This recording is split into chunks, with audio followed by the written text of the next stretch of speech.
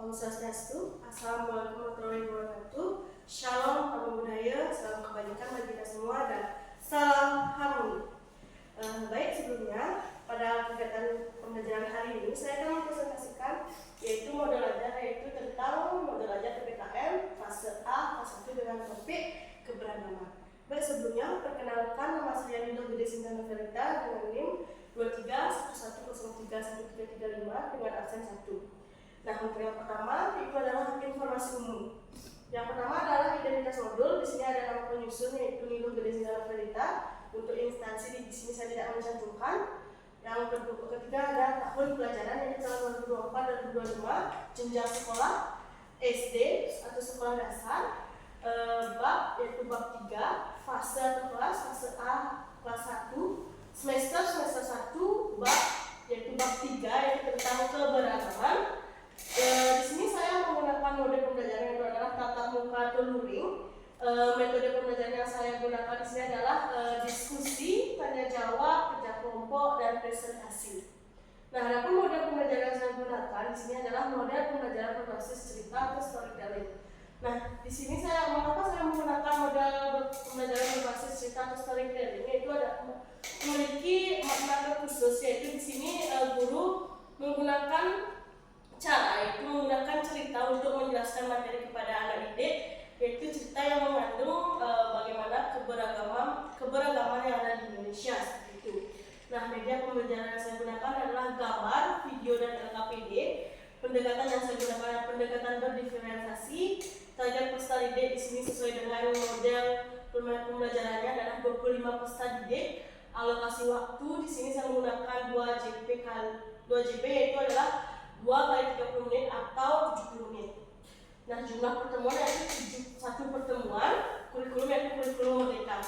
Nah, selanjutnya ada kompetisi awal. Sebelum mempelajari materi dalam bab ini, peserta didik diharapkan mampu yang pertama, memahami perbedaan warna kulit, rambut, dan mata teman. Yang kedua, menyebutkan berbagai jenis permainan yang disukai teman.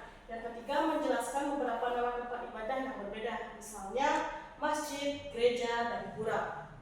Yang keempat, memberikan contoh sikap baik kepada teman yang memiliki perbedaan. Yang kelima, menyebutkan beberapa nama suku, bangsa yang ada di Indonesia, misalnya Jawa, Bali, dan Sunda. Yang selanjutnya ada profil pelajar Pancasila. Next. Yang pertama ada beriman, bertakwa kepada Tuhan Yang Maha Esa dan berakhlak mulia. Yang kedua, berkebinekaan global. Yang ketiga, mandiri. Yang keempat adalah bernalar. Dan yang terakhir kelima adalah kritis. Nah, adapun sarana dan prasarana yang saya gunakan, yaitu yang pertama ruang kelas. Tentunya di sini ruang kelas yang saya gunakan adalah harus menunjukkan ruang kelas yang nyaman. Yang kedua ada laptop, yang ketiga ada LCD dan proyektor. Yang keempat selanjutnya ada LKPD, yang selanjutnya ada tulis, buku cerita dan buku guru dan PPT. Nah, saatnya kita memasuki kepada kompetisi inti. Yang pertama, capaian pembelajaran. Pada akhir fase A, peserta didik diajarkan memiliki kemampuan untuk memahami perbedaan warna kulit, rambut, dan mata teman. Peserta didik mampu mengenali dan menghargai keberagaman karakteristik individu di lingkungan keluarga dan sekolah, seperti perbedaan jenis kelamin, kesukaan, budaya, bahasa, dan agama.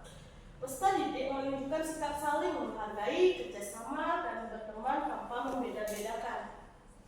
Nah, selanjutnya capaian pembelajaran berdasarkan elemen. Nah, yang pertama pada elemen pemahaman. Di sini ada pemahaman PKN. Peserta didik mampu mengenali dan menunjukkan sikap menghargai keberagaman karakteristik individu di lingkungan sekitar, seperti keluarga, sekolah, dan masyarakat, seperti perbedaan suku, agama, ras, jenis kelamin, dan budaya. Peserta didik memahami bahwa setiap orang memiliki keunikan dan penting untuk hidup rukun meskipun berbeda. Nah, adapun pada elemen keterampilan, di sini ada keterampilan proses. Peserta didik mampu mengamati, mengidentifikasi, dan menyampaikan informasi secara lisan atau tertulis mengenai keberagaman karakteristik individu di rumah, sekolah, dan lingkungan sekitar, serta menunjukkan sikap menerima perbedaan melalui kegiatan bermain peran, diskusi kelompok, dan cerita bergambar. Nah,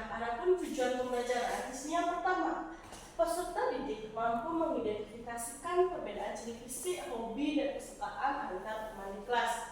Yang kedua, peserta didik mampu menjelaskan pentingnya hidup rukun dan saling menghormati dalam keberagaman. Yang ketiga, peserta didik mampu menyebutkan contoh keberagaman budaya di lingkungan sekitar seperti pakaian adat, makanan, dan bahasa daerah. Karena di Indonesia saat ini bahasa daerah itu tidak hanya ada satu, tapi berbagai macam bahasa yang ada di daerah kita, namanya di daerah-daerah pelosok di Indonesia. Seperti contohnya di Bali memiliki beberapa banyak bahasa, dan di Jawa pun juga banyak seperti itu, di daerah lainnya juga.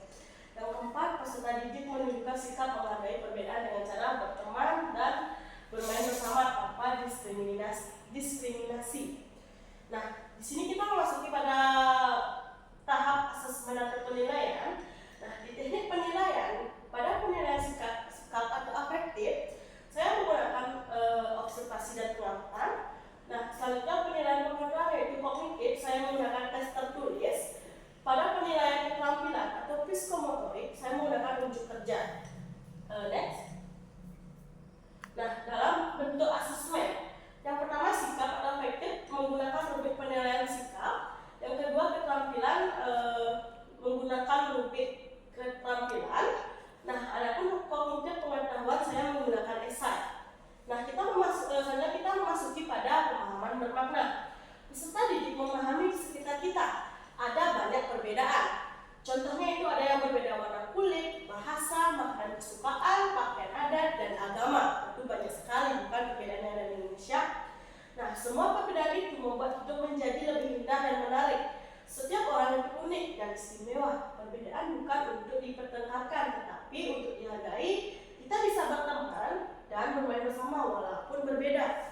Dengan bekerja sama, kita bisa melakukan banyak hal baik meskipun tidak sama. Next. Nah, di sini kita masuk kepada tahap pertanyaan romantik.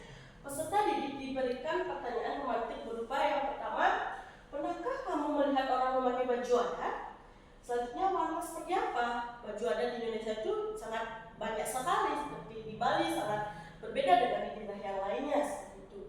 Yang kedua, apakah kita masih bisa berteman walaupun kita berbeda? Yang ketiga, siapa yang punya teman yang suka makanan yang berbeda dari kamu? Tentu setiap orang itu memiliki kesukaan makanan yang berbeda. Tidak kemungkinan sama, tapi tipe makanan itu yang berbeda-beda. Selanjutnya kita masuk ke kegiatan pembelajaran. Nah, pada kegiatan pendahuluan, saya di sini mengalokasikan waktu yaitu 10 menit. Yang pertama, peserta didik memberikan salam pembuka kepada guru. Nah, di sini termasuk dalam sikap disiplin. Yang kedua, peserta didik berdoa bersama sebelum mulai pembelajaran dengan dipandu oleh ketua kelas.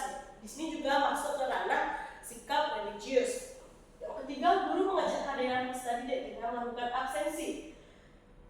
Keempat, guru menyampaikan kesepakatan disiplin kelas yang harus dipatuhi oleh peserta didik. Nah, di sini teman-teman juga masuk kepada tahap disiplin seperti itu.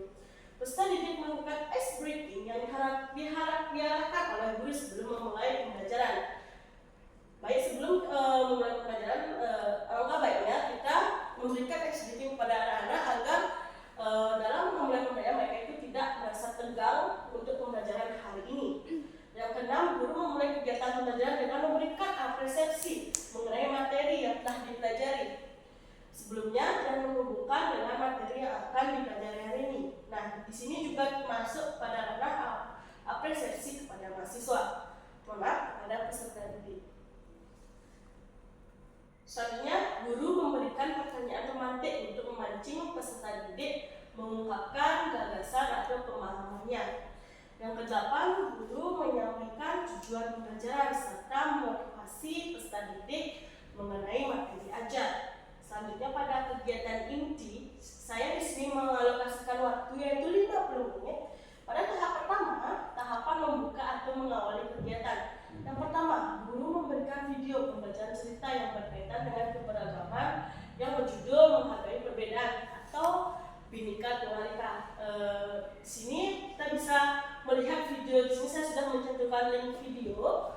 Saya mengambil dari YouTube. Di sini kita bisa melihat contoh video cerita yang menggambarkan keberagaman yang ada di Indonesia seperti warna kulit, bola mata yang berbeda, jenis bahasa yang berbeda, dan lain-lainnya dari perbedaan tersebut. Yang kedua, peserta didik tentunya harus menyimak video yang dibagikan oleh guru.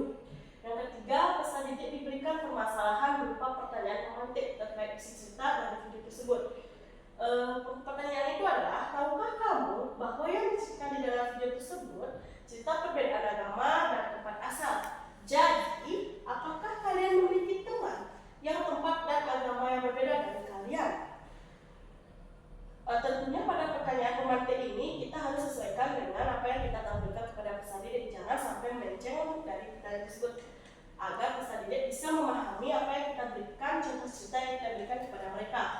Yang keempat, peserta didik menjawab pertanyaan pemantik yang diberikan oleh guru secara lisan. Tentunya di sini secara lisan itu adalah peserta didik mengangkat tangannya dan guru itu bisa menunjuk peserta didik yang ingin menjawab seperti itu. Yang kelima, guru menampilkan PPT terkait materi keberagaman yang akan diberikan kepada siswa. Yang keenam, guru menjelaskan materi mengenai keberagaman yang ada di Indonesia seperti saling menghormati perbedaan, perbedaan agama, perbedaan tempat asal, perbedaan warna kulit, dan perbedaan makanan kesukaan antara peserta didik. Oke, yang selanjutnya yang ketujuh adalah peserta didik menyimak penjelasan dari guru dan membaca PPT yang dibagikan guru. Yang kedelapan, guru melakukan briefing kembali kepada peserta didik untuk mengembalikan fokus peserta didik terhadap materi yang diajarkan pada hari ini. Seperti itu. Yang tahap kedua, tahapan saat bercerita. Nah, pada tahapan saat bercerita, di sini guru membagikan sebuah teks cerita tentang keberagaman kepada peserta didik untuk membacanya. Di sini guru menyiapkan sebuah cerita yang berkaitannya dengan keberagaman, bisa itu cerita kartun ataupun cerita narasi yang diberikan guru kepada peserta didik, agar cerita tersebut mengandung unsur keberagaman yang bisa nyambung dengan cerita tersebut, agar materi yang kita sampaikan ke peserta didik itu bisa tersampaikan dengan baik dan peserta didik bisa mengerti yang apa kita berikan cerita tersebut dalam teks itu. Yang ke-10, tentunya peserta didik membentuk 4-5 kelompok dalam menyimak teks cerita dan akan menjawab pertanyaan. Di sini itu masuk ke dalam berdiferensiasi. Yang ke-11, guru memberikan pertanyaan mengenai teks cerita yang sudah dibacakan oleh peserta didik. Masuk dalam sel. Siapa saja? Pertanyaan pertama adalah siapa saja tokoh cerita tersebut. Yang kedua, apa saja perbedaan yang ada pada teks cerita tersebut. Nah, yang ke-12, guru memberikan kesempatan kepada kelompok peserta didik untuk menceritakan kembali cerita teks yang telah dibaca oleh peserta didik seperti itu. Nah, pada tahapan ketiga, tahapan tersebut adalah tahapan menuntut cerita dan evaluasi. Peserta didik memberikan pertanyaan kepada guru terkait materi yang belum dipahami, yaitu di sini masuk ke ranah berpikir kritis. Jadi peserta didik bisa memberikan pertanyaan timbal balik kepada guru, misalnya apa ya materi yang mereka belum pahami itu bisa ditanyakan kembali kepada guru seperti itu. Yang ke-14, guru memberikan penjelasan tahap jawaban dari pertanyaan peserta didik. Nah, adapun di kegiatan penutup di sini saya mengalokasikan waktu 15 menit. Yang pertama, guru mengajak peserta didik untuk membuat kesimpulan terkait apa yang sudah dipelajari. Jadi, di sini guru mengajak peserta didik untuk menyampaikan sampai mana peserta didik itu sudah mengerti materi yang guru berikan melalui model pembelajaran storytelling. Misalkan peserta didik itu ditunjuk salah satunya untuk menyampaikan sampai mana apakah sudah mengerti atau belum materi yang tentang keberagaman ini melalui storytelling seperti itu. Yang kedua, guru melakukan evaluasi peserta didik untuk menilai pemahaman dan perkembangan belajar mereka. Nah, pada tahap kedua, di sini guru bisa memberikan evaluasi yang sangat sederhana, seperti memberikan soal tanya jawab, tapi pada soal tanya jawab ini guru bisa mengarahkan peserta didik siapa yang bisa menjawab pertanyaan ini terlebih dahulu. Di sana kita bisa mengetes pengetahuan peserta didik secara sederhana, apakah sudah sampai materi yang kita sampaikan atau belum, seperti itu. Yang ketiga, sama dengan hal yang tadi saya sampaikan pada tahap yang kedua.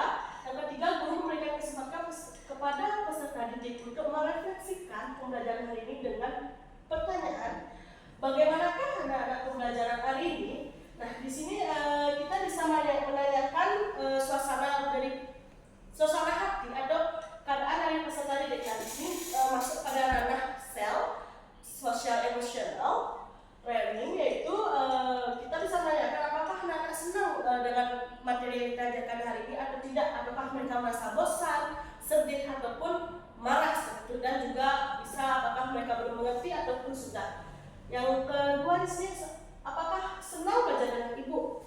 Di sini kita juga bisa menanyakan tentang bagaimana pendapat peserta didik pada saat kita mengajarkan mereka.